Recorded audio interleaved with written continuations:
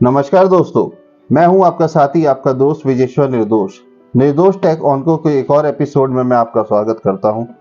दोस्तों, आज हम बात करेंगे कैंसर एंड सेक्स के बारे में। कभी सोचा है कि कैंसर किसी पेशेंट को हो गया है? खासतौर से आज मैं फीमेल्स के बारे में बात करूंगा।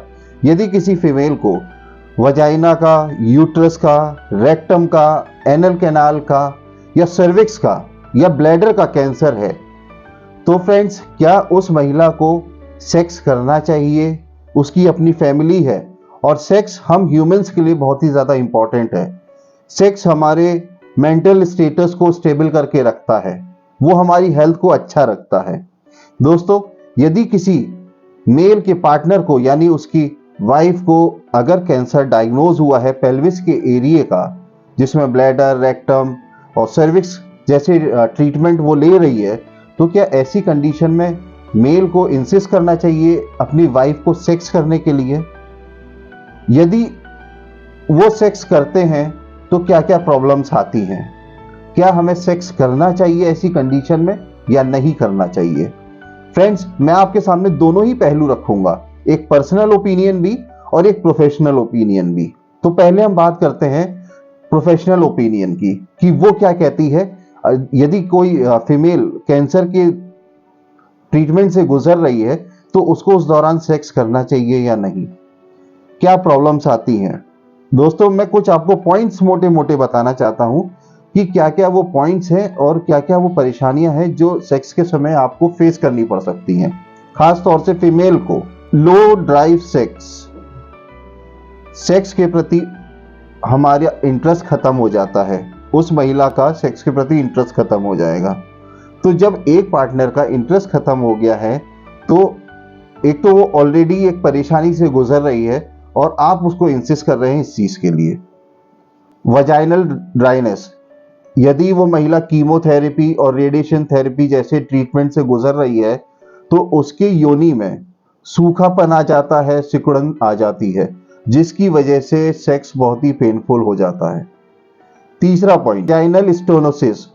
इसमें दोस्तों होता क्या है, जो योनि का रास्ता होता है वो सिकुड़ जाता है और वो बहुत हार्ड हो जाता है, क्योंकि जो नेचुरल वजाइना एनाटॉमी है, फिजियोलॉजी है, वो बहुत ही स्ट्रेचेबल होती है, बहुत ही लुब्रिकेटेड होती है। जब ट्रीटमेंट चलता है रेडिएशन थेरेपी तो वहां पर सिकुड़न आ जाती है, वो हिस्सा छोटा हो जाता है, जिसकी वजह से सेक्स बहुत ही पेनफुल हो जाता है।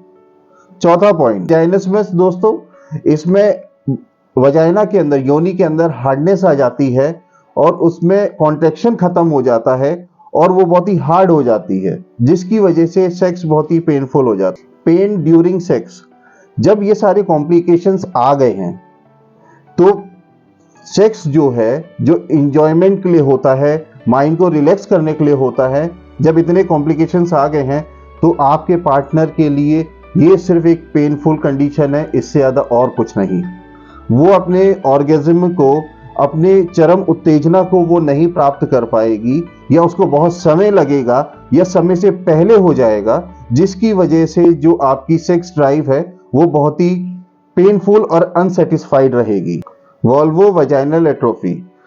दोस्तों, जो वजाइना की योनि की इनर लेयर होती है वो बहुत ही पतली हो जाती है।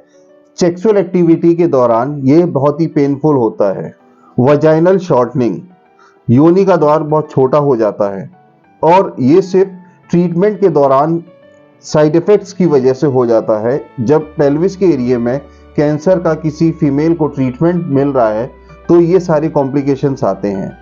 वजाइना छोटी हो जाती है, उसमें सिकुड़न आ जाती है, जो कि सेक्सुअल एक्टिविटी के दौरान बहुत ही पेनफुल होता है। दोस्तों, ये कुछ मैंने छोटे छोटे पॉइंट्स आपको बताए हैं, क्या क्या कॉम्प्लिकेशंस आते हैं जब एक महिला अपने कैंसर के ट्रीटमेंट को भी करा रही है और वो सेक्सुअल एक्टिविटी को भी परफॉर्म कर रही है, उस पे इस सब चीज़ों का क्या प्रभाव पड़ता है।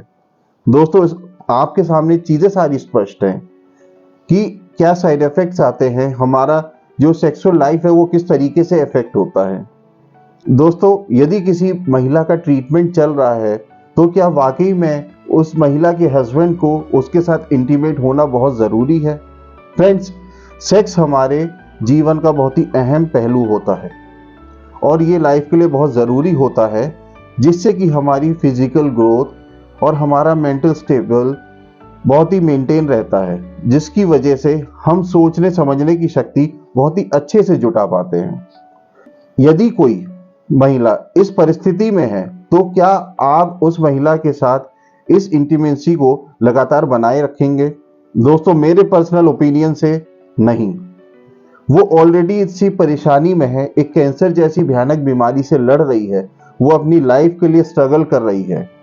हमें ऐसी कंडीशन में खुद पे कंट्रोल रखकर उसके मोटिवेशन को और बढ़ाना है, ना कि हम उसको ऐसे करके डिप्रेशन में ले आएंगे, उसकी बीमारी को और बढ़ावा दे देंगे, उस फीमेल की तकलीफ को हम और बढ़ा देंगे, उसको हम और पेन में लेकर के आ जाएंगे। फ्रेंड्स, ये मेरा खुद का अपना पर्सनल मोटिव है। यदि किसी फैमिली में ऐसे हालात हैं तो आप खुद पे, खासतौर मेल की बात कर रहा हूँ, वो खुद पे संयम रखें और इन परिस्थितियों से अपनी वाइफ को या अपने पार्टनर को निकालने की कोशिश करें, जिससे कि आपकी और उसकी लाइफ दोनों बेहतर हो सके और आप अपनी जिंदगी को ट्रीटमेंट खत्म होने के बाद बेहतर तरीके से अच्छे डॉक्टर से मिलने के बाद फिर से शुरू कर सकें। दोस्तों, आज के एपिसोड में इस टॉपिक को मैं आपके साथ यहीं पर ही खत्म करता हूं। उम्मीद करता हूं कि आपको इस टॉपिक से बहुत सारी इंफॉर्मेशन मिली होगी। दोस्तों, मिलते हैं अगले एपिसोड में। तब तक आप अपना ध्यान रखें, सुरक्षित रहें, अपने समाज को भी सुरक्षित रखें। यदि आपको वीडियो पसंद आया है तो उसको लाइक करें, शेयर करें, सब्सक्राइब करें। जय हिंद, नमस्ते।